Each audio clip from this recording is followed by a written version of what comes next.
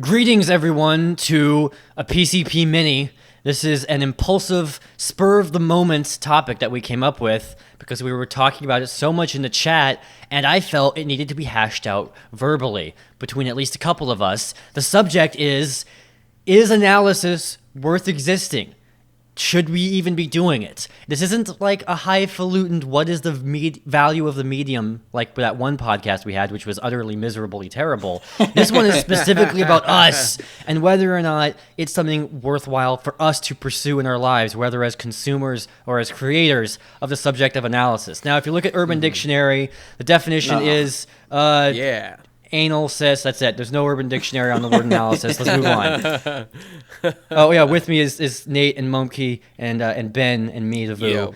No introductions. So anyway, here we go. Nate, you start with your opinion of analysis. Okay. Well, first, can we give some context as to why we were having this discussion? Yeah. Okay. It's because our good buddy Nate just put up probably the best video of all time, where he's doing an analysis. According to Reddit, it's the greatest Nate, video it's the of all number time. one post on r/anime as of, I guess, last night and this morning. As of this morning, it's fallen a little bit down now, but it got over 3,200 upvotes, so not bad. And you got like 2,000 subs overnight, which is fucking phenomenal. Over 2,000 subs, Damn. and it's got like around 40,000 views now or so. So our good buddy Nate, we're all proud of him because he made this successful analysis video and it's blowing up. But then, oh brother, my brother, guess who comes in to pull the rug out from under him?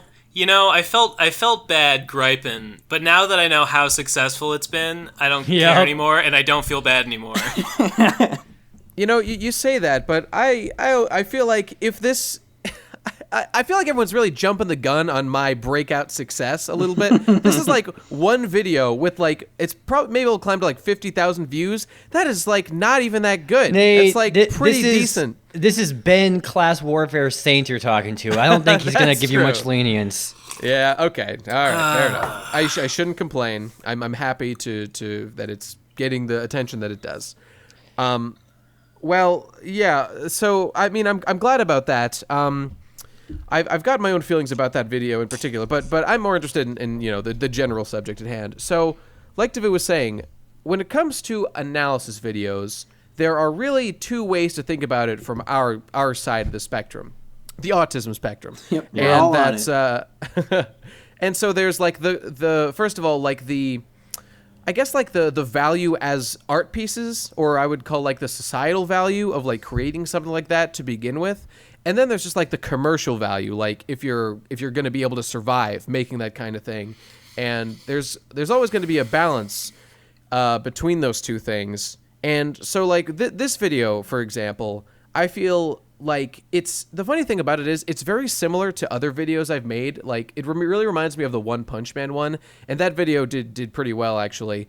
But like the way that I branded this one was different and was like a little bit more skewed to like what I've come to understand as like the YouTube success formula, which is just like thumbnail, just a big picture of Galco's face. It's like my favorite frame from the whole thing. Yep. And then the name of the thing, the name is like, it's like a thought, like understand, I'm forgetting what it was, like something about defying stereotypes. Yes, in Oshiete Galco-chan. Yeah, that's right. So people love progressive shit like that. They do, even though it's really not a very progressive message. I guess it kind of is. Whatever. It doesn't matter. But the point is, like, there is no more intellectual content if you put, like, that more kind of marketing angle to it. Like, my instinct would have been just to call it, like, best anime ever, Oshiete Galco-chan. Because I think about doing these things as, like, episodes in my, like, TV show that is best anime ever, or, like, the best blank ever, whatever series. That's how I think about it. But like with the way things are going, that just doesn't work right now. So in this particular case, I didn't have to actually like really think about how to like change the content of the video so as to like be most rewarded on YouTube. You can always put it out there with a YouTube-y name, let it get that initial view surge, and then just change it later. That's true. I mean, I've actually been pretty comfortable with the way this is named. I don't really mind it at all. I kind of like leading with like, I like leading with the idea that's going to be presented in there, and I'm that's totally fine. But I do feel resistance to like going back and changing old video names, like the One Punch Man changed to Saitama's a big fuck boy. I don't know. It doesn't matter. Yeah. Well, it's not wrong.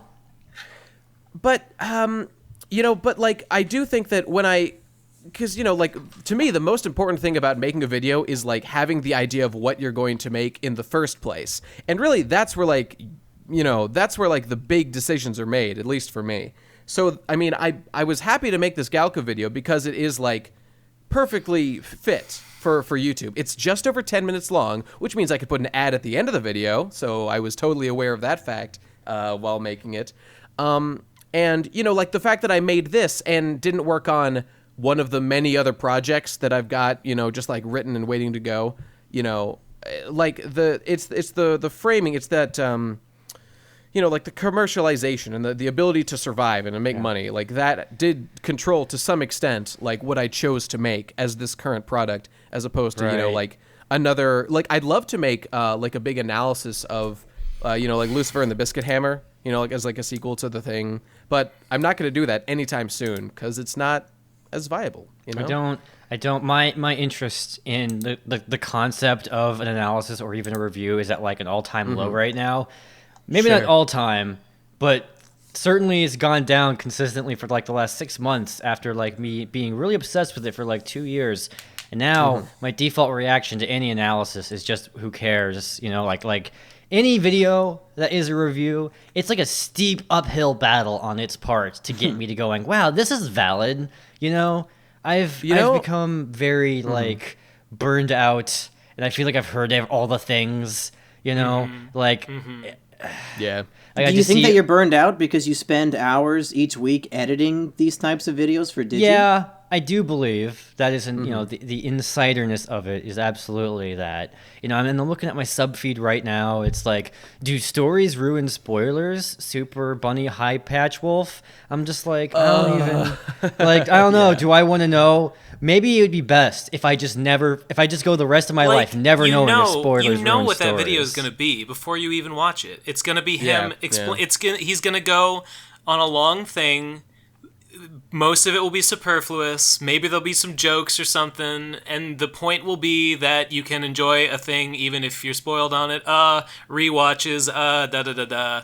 It's all shit we've heard before. I'm right with you. I'm right with you, Devu. I feel like I've heard everything, and I feel like it's so fucking rare. It's so fucking rare for someone on YouTube to say a thing that I've never heard before, and it just makes me feel like, what's the point? Okay, let me. I've got. Why even watch videos anymore? This is something I've been thinking about for a while now, and it's that that we are, in fact, no longer the target audience for YouTube, including the content we make. Indeed. The target audience is, like, people new to analysis and new to YouTube. Like, at this point, like, I'm not going to say the name, but I'm reading a book that is about a lot of the stuff that I think about, like, as a consequence of all the anime I've consumed. The Fountainhead. No, that one's in the can, my friend. No, the Autism Spectrum Diagnosis booklet. Basically, yeah. The Triflers by Mumkey Jones, available. Yeah, on you guessed it, Voodoo.com. buddy. You guessed it. That is literally sitting on my desk right in front of me right now. Do you use it as a coaster? Actually, it is my little cloud from Kingdom Hearts. He's sitting on it, so it's his little table. Oh, that's cute. Isn't that cute? I'm glad it was put to some use in the Nate household. It's there to remind me to read it as soon as I have a free moment. Now, you already bought it. I don't care if you read it. Exactly. I just wanted your $5. You got it, dude. Where was I going with that? I was just saying that I feel like for guys like us, we're kind of, like Ben was saying, I also feel like I've basically learned everything there is to learn. Like, what did these YouTubers, like, what is their skill set that they have, like, delved into and, like, cultivated on YouTube? Like, that is the thing. Right? There's nothing. There's nothing. There's literally nothing separating a YouTuber from me. There's nothing one there thing, Ben, except there's one crucial thing, and it is editing ability. It is editing ability. That's the only. That's what puts people like Captain Christian over the top. Captain Christian is the absolute fucking nadir of human civilization. Oh, well. he's just Captain very Christian just fucking typifies everything that is wrong. Which is that you can just regurgitate information, dress it up in like a pleasing way, just tell people what they already know they want to hear, and fucking put a little fucking editing stank on it, and they will and the people will think it's genius. The people will think it's genius because they're being validated. They'll think you're a fucking prophet because. Oh my god. Oh, That's for fuck's sake. Why'd you have to bring up Captain Christian? That's I'm already the whole- fucking angry enough already. Yeah. I like- hate his success. I'm angry how successful he is. Well, okay, so my whole time on the internet over the past many years, has been discovering different practices, different disciplines, different mediums, right? So around the mid 2000s, that's when I sort of discover the idea of reviews as this thing. Like I see a review and I'm like, wow, you're looking at a piece of work and then you're talking about it and summarizing it, and that concept alone fascinated me for a number of years, right? Then slowly over the course of time, I start to understand this idea of analysis as distinct from a review, which is a critical thought exercise. So finally, for the first time in a number of years, I was revitalized in a new practice, a new technique, a new skill to try to develop. And that was like 5 years ago now. It would have been like 2012 when I first got introduced to this idea of analysis as distinct from reviews. And I feel like once you basically dwell and meditate on Mr. B-Tongue for like a straight 6 months, as I once did, you've basically hit you've hit critical mass with critical thoughts. And so from then, what I've been pursuing since then is just people who have different life experiences and different banks of information to go to, which is what has made Digi's content still pretty valuable, is by having this wealth of shit that he's watched. But then, recently, I was walking around the streets of Atlanta with Digi, and some old commenter of his, who I believe has seen more anime than he does, than he ever has, just shitting on all of Digi's opinions constantly by inciting, just like every single time he wanted to justify any opinion, he just name drops like 17 old robot shows to back up his argument. And I'm like, this guy needs to make videos. This guy has a totally different worldview. And me and Digi are both like, dude, please make videos. And he's like, I don't want to make videos. That would be a waste of life. And I'm like, what? This what? guy fucking No, knows. no, That you're supposed to guy throw away your knows life exactly to make what's videos. up. That guy, I'm way on board with that guy. I think he does. I'm gonna fucking. Me and Digi I'm gonna looked date that boy. We both looked at each other, me and Digi, and we were like, wait, there's something you could do with your life other than make analysis videos? yeah. So I've been in a weirdly unique position with analysis in that I've gotten to be on the receiving end of producing it without having to actually write any of it, which is sort of the easiest possible way. So, and I still get the satisfaction of transmitting analytical ideas because I kind of have to reinterpret them in order to create a visual of it. Right. But without having to actually go sit on a rock for 5 days as Digi does to come up with ideas, because coming up with ideas is fucking impossible. Devu, I think last month you made a video that has stuck with me, and I've been thinking about it a lot, called YouTube is Stomach Acid, I think is what you called it. Yeah. And it's very relevant to what we're saying, because I think your main idea there was that on YouTube, there aren't really any original things. Nobody's really making original content. They're just talking about other content that already exists. And that's a problem with reviews and analysis. Dude, guys, what if Mario was racist? Just imagine. Okay. Just imagine. Right. Several levels below analytical critique, there is game theory, which is what you're talking about there. Well, yeah. I don't know. I think there's something to the idea of presenting an alternate interpreration. Right. The idea, that can be food for thought. I suppose that's true. Well, no, I don't think racist Mario was thought. the one, though.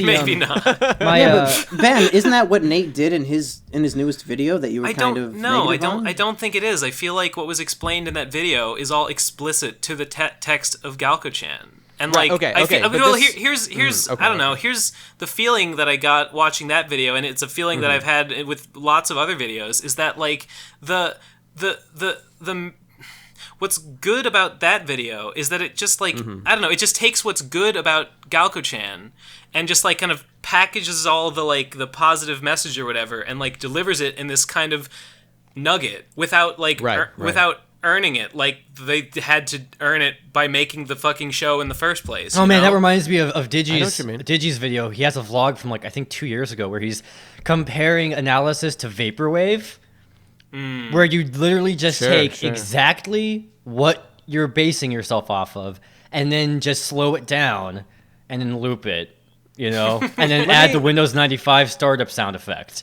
You know, I will happily admit that my favorite thing about that video by far. I like that it is spreading awareness about Galco-chan, which is a show I really like. That's good. But, I would feel better if I thought that like people were gonna watch that video and be like, "Hey, sounds like a cool show that I'll like," and then go watch it. But hey, I don't, but I don't a bunch get of that. people did. I got a bunch of Okay. people saying that stuff. I'm sure So some that's people how- will. I just but wish I it was get. I more. don't. God damn it! I get the feeling that the video is appreciated on its own merits, and here I fucking go. Here's my point. Like the video's Okay. merits are not its own; they're merits of the show. I will happily admit that my favorite thing about that video, which is what I was saying before, is that I got to recreate the final pointing scene from The Breakfast Club, which is the whole point. That's what I wanted to do. That commenter who asked that, yes, you're right. That was my goal, and I did it. Yep. That's I know you were like sending me like footage and screenshots and asking me about like I know you were really putting effort into replicating it. Can I just take perfectly. this moment to tell the tale since the topic has come up? I worked for literally weeks to get that shot right because I work alone because I have no friends and I had to set up the camera by myself. I had to figure out the right camera placement. Turns out it's got to be really low to the ground, and even mine wasn't low enough. And your viewfinder doesn't flip around either. And my viewfinder does not flip around, so I had to do takes, and I couldn't even review the footage because the resolution is too bad. I can't tell if it's in focus or not. I had to do my takes, go Garbage. home, and review the footage, find out if I focused right, and then the sun had to be in the right position. Oh, it was a big thing. It took me 4 separate trips to that fucking field, So, Ben- in addition to scouting around 4 locations at which to film it. This was a big thing. But Ben- Dabu. all done. I have a We're way to tired. phrase I think what you're getting at, and I think I feel exactly the same way, is that Okay. analysis videos often serve as a cheat to get the themes and morals of a story without having to consume the actual work. It's like reading Yeah. Cliff Notes, and is. it gives you the sensation of watching these experiences, but removing like the nutrition of them. You know what I'm Yeah. saying? And I know- like the moment where this finally started to sink in for me was when I saw fucking reaction videos on Crunchyroll. Like Crunchyroll on its front page, where it has those little flip through the main featured articles thing, or main featured shows. Half of them are episodes, you know, like watch fucking Super Whale God Know Everybody, episode 5. But then also watch some white blonde woman react to some other episode of something else. I'm like, wait a second, why are reaction videos on the website that's supposed to have the thing that you react to? And it's because no one wants to watch anything anymore. No one see, wants to that's have a- the attention that's span.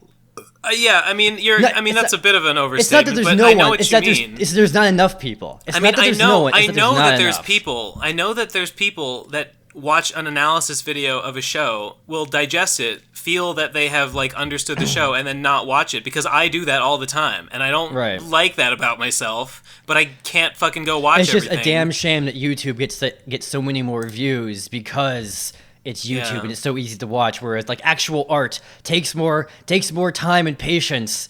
And I feel like if all the analysis in the universe just disappeared forever and was disallowed from returning, then a bunch of people would just take Go and more act time and out of their watch day to find the stuff. thing. Yeah. Okay, guys. Well, Yeah. let me ask you this, and I'm serious about this. Nate, I'm sorry to beat up on you. I don't want it to come across as too mean-spirited. No, I don't feel like you're being that way. Yeah, I think it's Okay. really, Ben, it was distasteful that you would be so aggressive towards another PCP member and always talk shit about them. I don't know why you would do that. It was unforgivable, and I will pitch myself off of the You should nearest say bridge. sorry.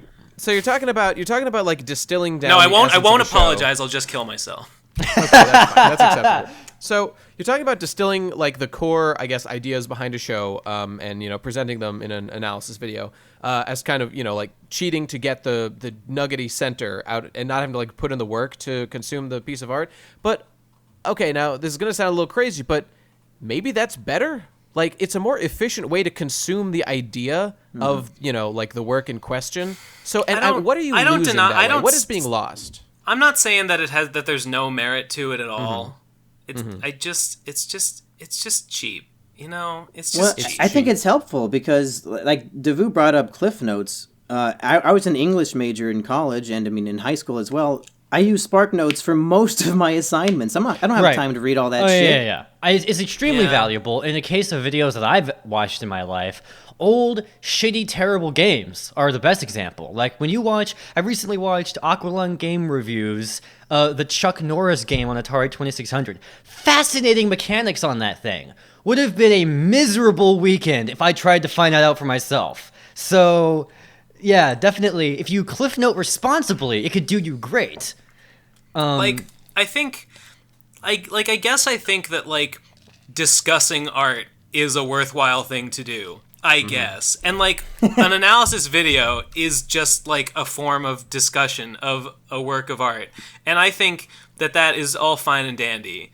But I do think, I mean, I guess I will say that, like, I don't know, people build their careers and their fucking internet presences around, like, talking about other art, and it's just like it's just fan art, and it just feels like they're just kind of stepping into that other thing's limelight and grabbing as much of a piece of it as they can. The metaphor that Mumkey was referring to that I came up with, YouTube is stomach acid. The idea is that all the stuff you watch and read is like food, and then the analysis you watch of it and the discussions you have about it is like digesting it, which is very important, to come to an understanding of what you've consumed.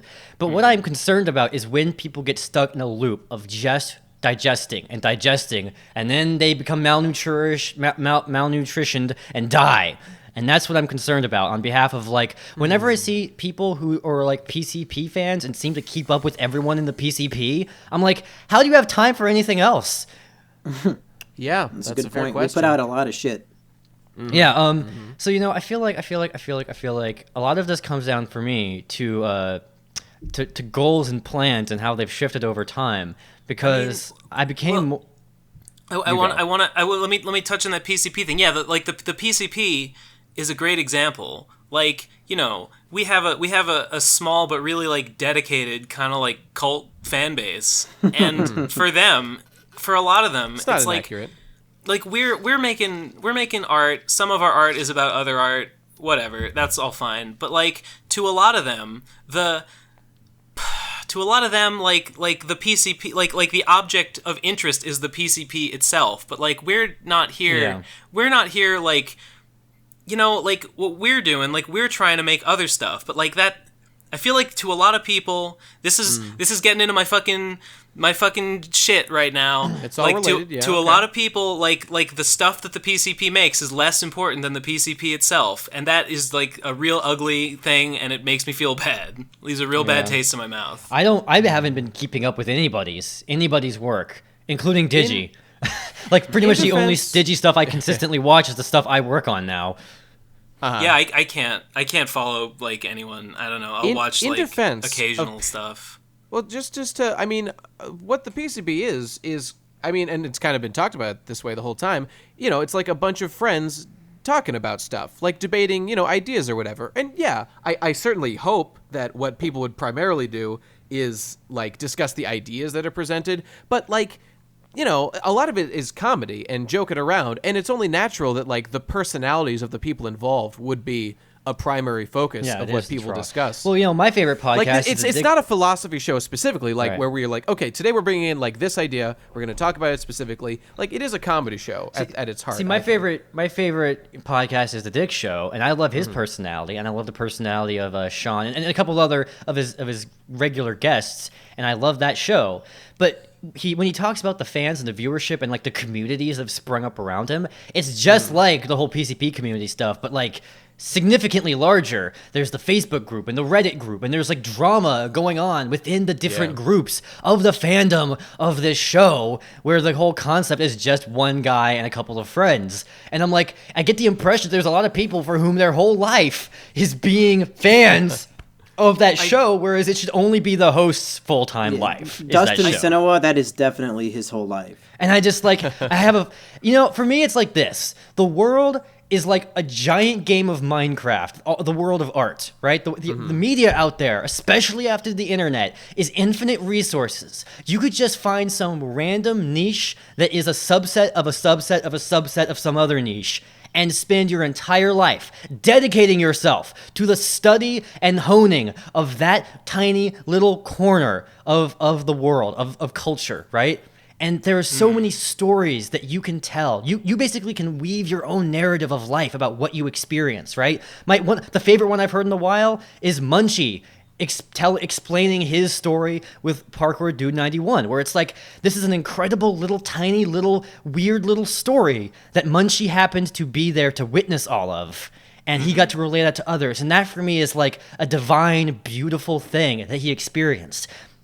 And for me, I feel like I have a responsibility, especially as someone with a microphone that a few people will listen to, just a humble little content creator like myself that people are gonna take some inspiration from, maybe, that I should have an interesting story of like, hey guys, today I went to this random website and discovered this random little thing. I don't like the idea of like just sort of being carried along by the current of like whatever feels convenient to click on from day to day. I don't like it when I hear from people who spend 75% of their time just experiencing what happens to be in their Facebook feed, right? Where they're just carried along by the current, by the tide of wherever things take them, rather than like trying to go out and find their own. You're never going to watch everything. You're never going to consume even the tiniest fraction of anything.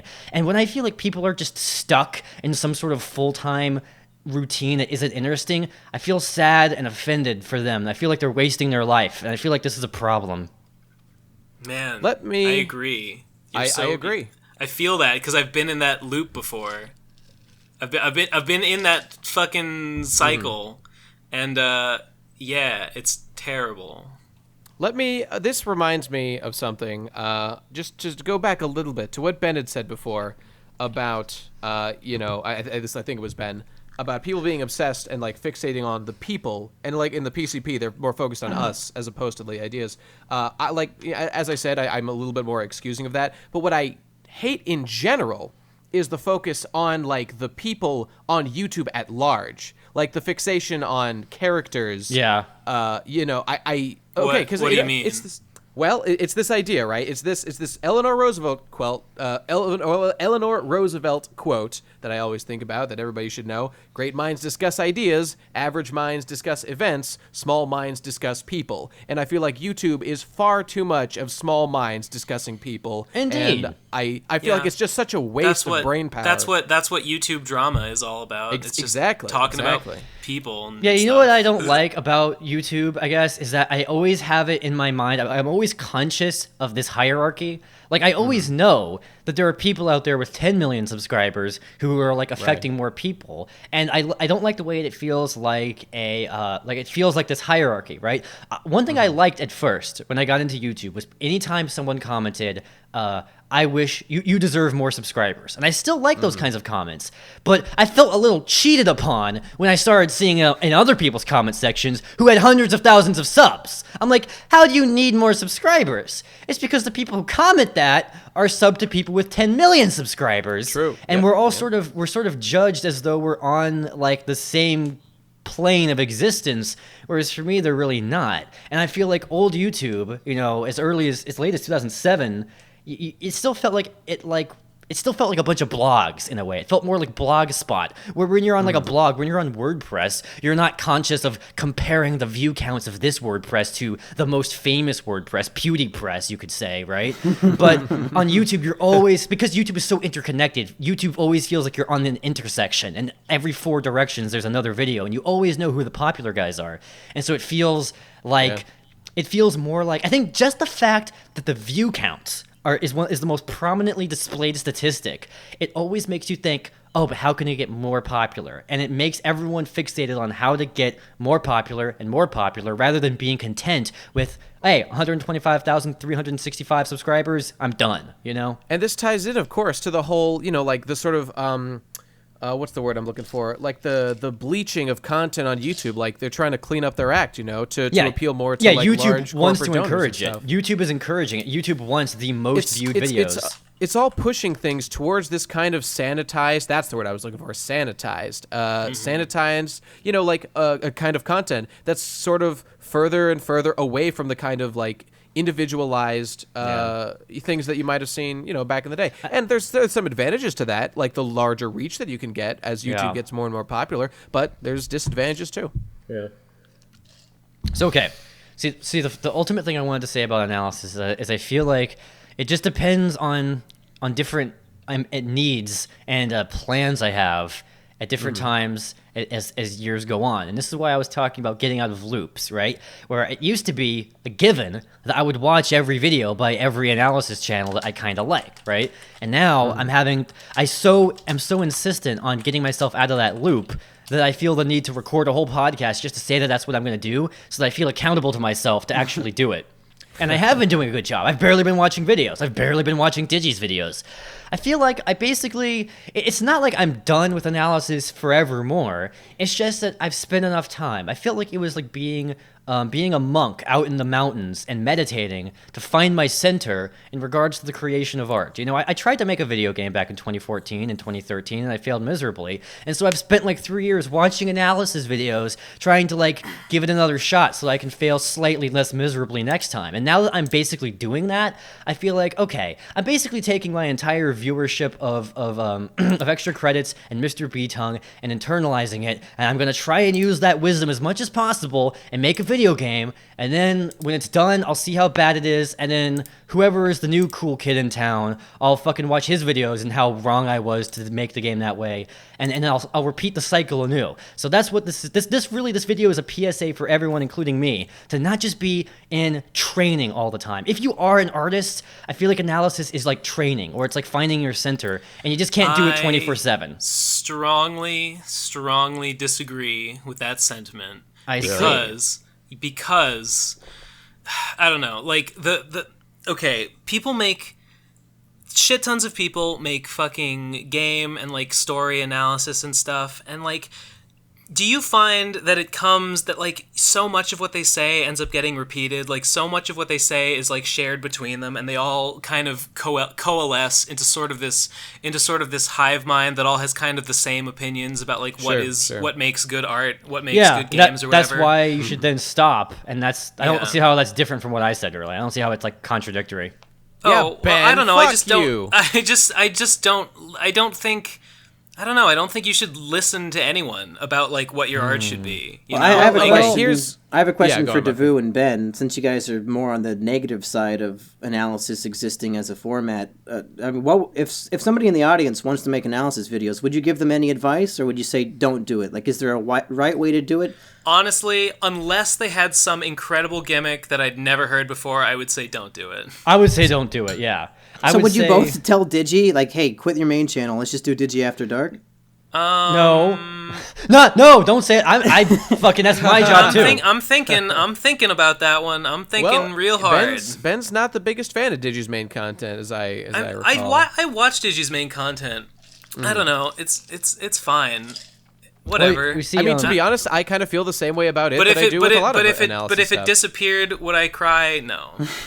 Well, I would financially, but like in terms of, this is what it is, right? Analysis, Digi's channel has become for me like a day job, but in a really, really good way, where I get just enough satisfaction out of it to where when I'm done with it, I'm like, man, that was really worth my time. But it's not like I'm discovering all new planes of thought. It's not like I'm like having to radically evolve myself, which is good because it means that it doesn't actually take that much of my time to like think about. I don't have to spend any time meditating trying to figure it out, which leaves me with so much space in between to fulfill my other ideas, which is to make a video game, which takes a whole lot of time. So basically, I'm considering the analysis to be funding my other artistic ambitions, you see. And when it comes to the fact that I'm... Sure. So for me, it's worth it. I honestly wonder how much it's becoming like that for Digi too, because he just dropped a rap music video where I'm like, he could, if he like lost everything, and he had to pursue a rap career, he'd probably not have the worst odds at this point because he's pretty close to like professional now. So yeah, I don't know. I think whether or not you can fund yourself on your art is kind of aside from the point of like whether it's worthwhile as art in the first place. Well, whether or not of course all these YouTubers that are all getting sanitized because that's what gets the clicks. Like, of course they're all doing it that way because that's what makes the money. Yeah. But that's the problem, is that it makes it all fucking the same and shitty. I mean, just think about the fact that, like, all the old animators, nobody makes animations of the level that we used to see because it just doesn't pay anymore. That shit is gone by the wayside. It's so terrible. You know what really needs to happen on YouTube is a paid content on YouTube needs to become regular, and people need to like get used to the idea that they're going to drop like 15 cents every time they go on YouTube. That way, animation can come back. That's my theory. Like, it should happen.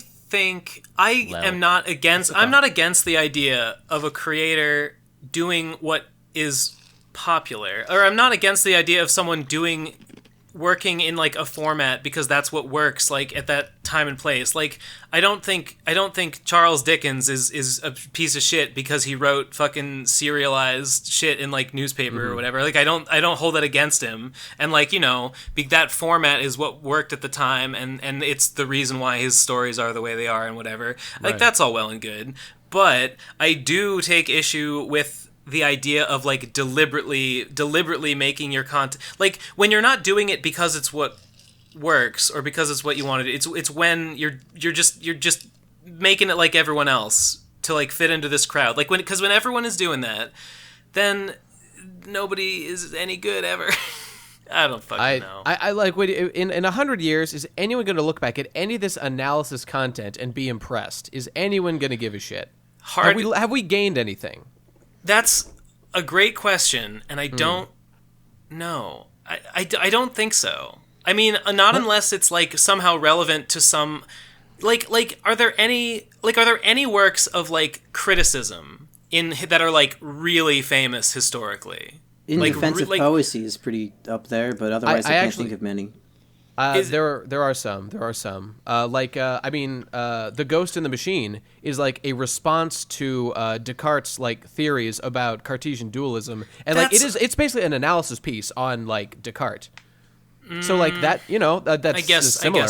I guess so. I think what it is, here's another way of, because every time we kind of formulate like what is the problem here, like each one is like equally true and also not true. So here's another reformulation, is that it's sort of a huge simultaneous everyone's getting old and running out of ideas effect, where like you see a dynamic new pop star or new rocker fucking person or some other genre of music you like, then they make 3 albums, and then they make 2 albums that aren't as inspired, and then they put out 1 album that's completely uninspired.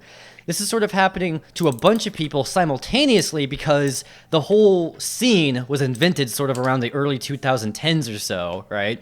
And like I'm looking at Mr. B-Tongue's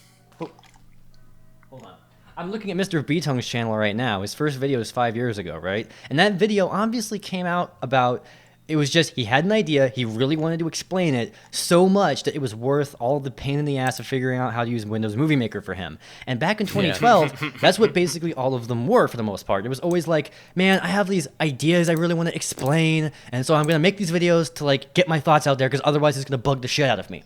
The thing about Mr. B-Tongue is that he's the only one I know who remains exactly that. He only makes a video when it's something he really wants to bitch at people about, and has never started doing it for the sake of justifying itself, which I know is a trap that like Tom fell into immediately with the pony analysis thing, where he just he dropped a couple that he cared about, and now he's like, oh, well, now I need the money, so I'm going to force myself to care about it. It's the same as, a band's first sellout album.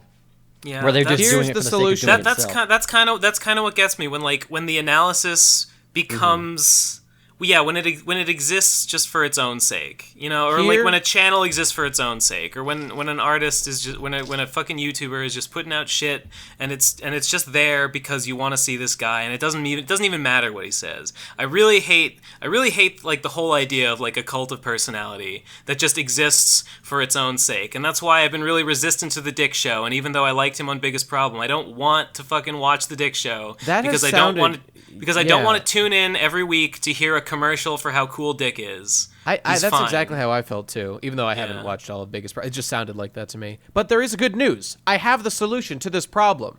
What? And I don't have the materials on hand just yet. But the solution to all this shit you're talking about is post-scarcity. Because once nobody needs to make any money, like, do you think that fucking God, I don't know. Whoever. Do you think anyone is gonna like make a shitty YouTube channel where they review something that once they're bored with it, if like Honestly, they don't need money anymore? Yes, because people, if there's no money, people would just do it for the popularity. Yeah, they'll crave the attention. I guess, but no one will. Okay. I think post scarcity we'll get lots of like suicide. Let me on work out the YouTube. kinks on that. People will just like upload. There'll be mass suicide, and people will just upload it onto YouTube, and YouTube won't even take it down because death doesn't scare anyone Hey, anymore. you know what? If there's mass suicide at that point, that's great because the only people left will be the people strong enough to survive in that kind of environment, and they will breed the superior race. I can't wait for that to happen. Yup. All Looking right, forward well, to it. I guess that's basically the end of that point. This is a mini episode after all, so we should end Yeah. at 42 minutes. Yes? How? Can I make one last point before we end? Absolutely. All right. Okay, and it was just you guys, you Devu, were saying something about like you were talking about music, for example, and like something about them being like a band makes an album and it's inspired, and then they make Right. another album and it's inspired, and then they make another one and it's not inspired. What I wanted to ask about is like, what do you mean by inspired? Like, what is the utility of an inspired album versus a non-inspired one? What's the difference there? It's better. Why is it better? Well, it depends on the bands. But like Just even think of anyone, even with any example you want. Even with bands where a lot of their albums, or even if almost all their albums are good. I mean, like, okay, Steely Dan is the first example I think of because I've listened to all their albums a bunch of times. Well, they're a bad example if they're all good. Well, the thing is that the first album I do enjoy slightly differently because each song like feels more unique from every other song in that particular track listing, whereas all their other albums, many of which I might even like more than the first one, it feels more like they're like this cohesive thing. Okay, well, hang on. I understand what you're saying, and that's perfectly fine. But that's not really what I wanted to ask about. What I'm sort of asking at is like, what is the purpose of a band that makes a good album? Like, what has the world gained? Is that, Having like, good music to listen to. Yeah. What does that do for us? The music is the point. Yeah. So like people listen to it and enjoy it, and then what? They live know, their life that's better. it. Is that it? No, they just enjoy Okay. it. That's all. Nate, this is Okay. what you're saying is this line of reasoning is reductionism by making it too big of scale. Like you're, I don't know. I you're- mean, I think Nate might have a good point. What if people just enjoy hearing their opinions regurgitated in an analysis? Isn't that as Yeah, valuable as a good album of music? That's kind of the comparison I wanted to make. Oh no, God. Yeah. I Yeah. mean, Ben, shit. people can like things that you don't like. Is that the No, point? no, I'm saying oh no because I don't think I can argue against that point. Like, I finally yeah, won one of If you these. concede Like, that there's music is no- valuable because it makes people happy, I think you also have to concede that analysis that makes people happy is equally God. valuable. no. Oh no. Unless you're like me and you don't see value in music and you think the only purpose of that should be to educate people on better ways to improve human society. well, and that's you know the what? only Okay, here. objective value. We're here. I do have an analogy, a Ben parallel loses. to. Yeah, I just lost. There's I need no. a There's Porky Pig that You says, can't fucking argue. You can't "That's argue all, against fun. Okay, You I'm can't thinking- argue against what do people like. Now it just comes down to I like it and you don't. Yeah. But I really don't like it though. Well, we should defer to Ben on this matter. Yeah. Yeah. Here's my parallel. I think about Okay. what is the most, like derivative analysis, and I think, well, what's the most like derivative music that I like and why? That would be a future funk. You can just put on a whole playlist. It doesn't really matter which. It's all the same, but I like it always. Entirely because it's good to jack off while playing in the background.